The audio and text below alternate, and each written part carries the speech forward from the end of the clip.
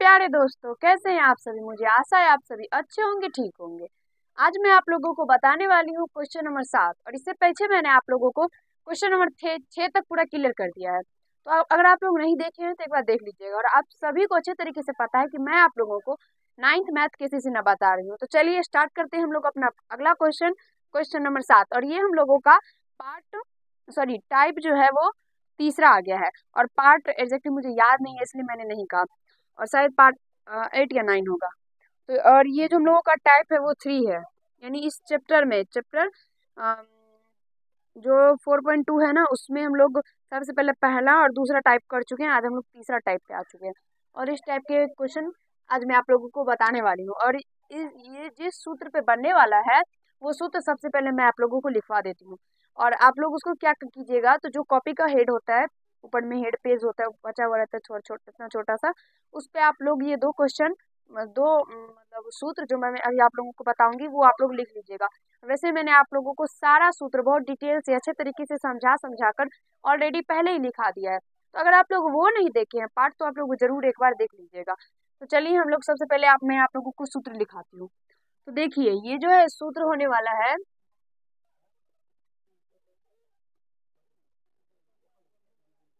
ये सूत्र होगा a+b का होल क्यूब। ये जो आज मैं आप लोगों को क्वेश्चन बताने वाली हूँ, क्वेश्चन नंबर 7, इसमें ये सूत्र होगा a+b का होल क्यूब।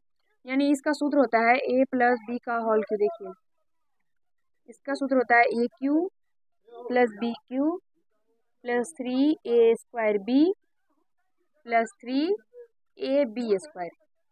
a+b का होल क्यूब a3+b3a²b +3ab²। ठीक है। और इसका दूसरा जो फॉर्मूला एक होता है, यानी a-b का होल क्यूब जो है, इसका फॉर्मूला होता है a³ - b³ -3a²b। और उसके बाद यहाँ पे होता है +3ab²।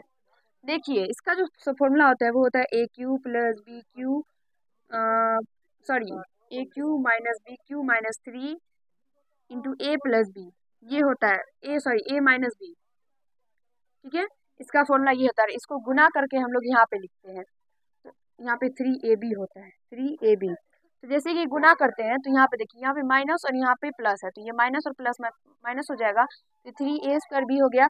लेकिन यहाँ पे माइनस है और यहाँ पर भी माइनस है, तो माइनस और माइनस ये दोनों प्लस हो जाता है, इसलिए यहाँ पे प्लस होता है और यहाँ पे जो है माइनस होता है। समझ में आ गया।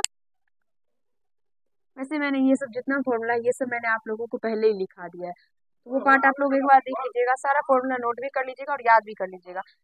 और ये दो फॉर्मूला पे आज हम लोग इस क्वेश्चन को सॉल्व करने वाले हैं। तो देखिए पहला जो क्वेश्चन है वो है 27x³ + 54x² y + 36xy² + 8y³। इसको हम लोग कैसे सॉल्व करेंगे। देखिए 27 जो होता है वो 3 का क्यूब होता है, तो 3x का क्यूब इसको हम लिख सकते हैं।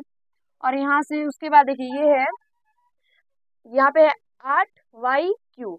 सबसे पहले हम लोग b³ करते हैं, तो यहाँ पे जो है ये 2y का हम लोग ऐसे क्यू इसको लिख सकते हैं, 2 का क्यू 8 हो जाएगा और y³ हो जाएगा। उसके बाद यहाँ पे हम लोग को उसके बाद क्या करना है, देखिए उसके बाद होता है 3a²b। 3a²b होता है, तो यहाँ पे हम लोगों को इसी तरह से 3a²b करना है। तो यहाँ पे जो है हम लोग लिखेंगे +3 गुना a का मान 3x और गुना फिर क्या होता है a² होता है, तो 3x का स्क्वायर हो जाएगा और फिर गुना b होता है, b का मान 2y होता है। और उसके बाद जो है यहाँ पे बचा क्या, तो यहाँ से ये प्लस, उसके बाद देखिए 3ab², तो 3a का मान 3x गुना b², तो b का मान 2y और इसका स्क्वायर कर देंगे। ठीक है। अब यहाँ तक करने के बाद आप लोग जब इसको अच्छे तरीके से सॉल्व कीजिएगा तो आप लोगों को ऊपर वाला पूरा टर्म आसानी से आ जाएगा। जैसे कि देखिए यहाँ पे 27 को हम लोग लिखे हैं, 27x³ को लिखे हैं 3x का होल क्यूब। यहाँ से 3 का जब क्यू करेंगे तो 27 हो जाएगा और x का क्यू x³ हो जाएगा। उसके बाद 2 का क्यू 8 हो जाएगा और y³ हो जाएगा। उसके बाद अब यहाँ से 54x² लाना है, तो यहाँ पे देखिए 3 का जब स्क्वायर कीजिएगा तो वो 9 हो जाएगा और 9 उसके बाद 9 × 3 = 27 और 2 × 4 = 54x² y। उसके बाद अब 36, तो यहाँ देखिए यहाँ पे उसका 2 का स्क्वायर की करेंगे तो 4, 4 तिया 12 और 12 तिया 36, तो यहाँ से 36 x y²। समझ में आ गया, सारा आ गया। तो अब यहाँ से देखेंगे तो ये किसका फॉर्मूला निकल के आता है, AQ plus BQ plus 3AB plus 3A² plus 3AB²। तो ये फॉर्मूला होता है A प्लस B का होल क्यू। तो A की जगह पे क्या है 3x है और प्लस B की जगह पे क्या है तो 2y है, तो इसका क्या होगा तो ये क्यू हो जाएगा। अब यहाँ से हम लोग इसको 3x plus 2y into 3x plus 2y into 3x plus 2y लिख सकते हैं। आप सभी को पता है कि पावर में जब 3 रहता है तो उसको 3 बार लिखना है, 2 रहेगा तो 2 बार लिखना है, 4 रहेगा तो 4 बार लिखना है, 5 रहेगा तो 5 बार लिखना है, 1000 रहेगा तो 1000 बार लिखना है। और इसी तरह से गुणनखंड हम लोगों को करने के लिए कहा गया था, जो मैंने आप लोगों को बता दिया है। और मुझे आशा है आप लोगों को बेहतरीन तरीके से समझ में भी आ गया होगा। और इसी तरह से हम लोगों को सॉल्व भी करना है। और ये जो चैप्टर हम लोगों का है ये मतलब चैप्टर हम लोग कौन सा सॉल्व कर रहे हैं तो 4.2 सॉल्व कर रहे हैं। ये पूरा चैप्टर में गुणनखंड करने वाला ही है केवल। अब मुझे आशा है आप लोग गुणनखंड जो है अच्छे तरीके से अब सीख गए होंगे। ये दोनों फॉर्मूला मुझे आशा है आप लोग नोट कर लिए होंगे, तो मैं अभी इसको मिटा रही हूँ। और वैसे मैंने आप लोगों को सारा फॉर्मूला इससे पीछे ही बता दिया था, जब मैंने आप लोगों को 4.1 बताया था उससे पहले ही मैंने आप लोगों को फॉर्मूला बता दिया था। और मैंने कहा भी था कि 4.1 और 4.2 और शायद अगर 4.3 होगा तो उसमें भी सारा जो है फॉर्मूला से रिलेटेड ही क्वेश्चन रहेगा। अगला क्वेश्चन आप लोगों का है बी, ये है 8x³ plus y³ plus 12x² plus 6xy²। इसको कैसे सॉल्व करना है तो सबसे पहले एक लाइन दे देते हैं। अब यहाँ से देखिए, यहाँ से जो है वो है 8x³, तो 8 को हम लोग 2 का क्यू कर सकते हैं और यहाँ से x, तो 2x का क्यू हो जाएगा। यहाँ से ये y³ पहले से ही है। उसके बाद हम लोगों को अब क्या लाना है 3a²b, तो 3a का मान मैं इसको नीचे में कर देती हूँ। 3a का मान कितना है 2x और इसका स्क्वायर और गुना by, और उसके बाद फिर प्लस 3 गुना x 2x और गुना y², तो y का स्क्वायर। अब यहाँ से ये 2 का जब हम लोग क्यू करेंगे तो 8 हो जाएगा और यहाँ से x³, फिर यहाँ से प्लस y³ हो जाएगा। उसके बाद यहाँ पे 12x² y लाना है, तो देखिए 2 का स्क्वायर करेंगे तो 4 होगा, 4 को 3 से गुना करेंगे तो 12 होगा और 12 उसके बाद x² हो जाएगा और y, तो 12x² y हो जाएगा। उसके बाद 3 दूना 6 और यहाँ से 6 और x और y² हो जाएगा। आ गया सारा। अब यहाँ से जो हम लोग क्या करेंगे तो देख सकते हैं आप लोग AQ plus BQ plus 3a² b plus 3ab² हो गया। तो यहाँ से इसका फॉर्मूला क्या होता है a प्लस b का होल क्यू, तो a प्लस b का होल क्यू हो गया। तो यहाँ से a का मान जो है वो 2x और प्लस b का मान जो है वो y, तो यहाँ से 2x प्लस y का क्यू हो जाएगा और यहाँ से 2x plus y into 2x plus y और 2x प्लस y, और इसका आंसर जो है इतना ही हो जाएगा। इसका गुणनखंड जो है इतना निकल के आ जाएगा। मुझे आशा है आप लोगों को अच्छे तरीके से समझ में आ गया होगा।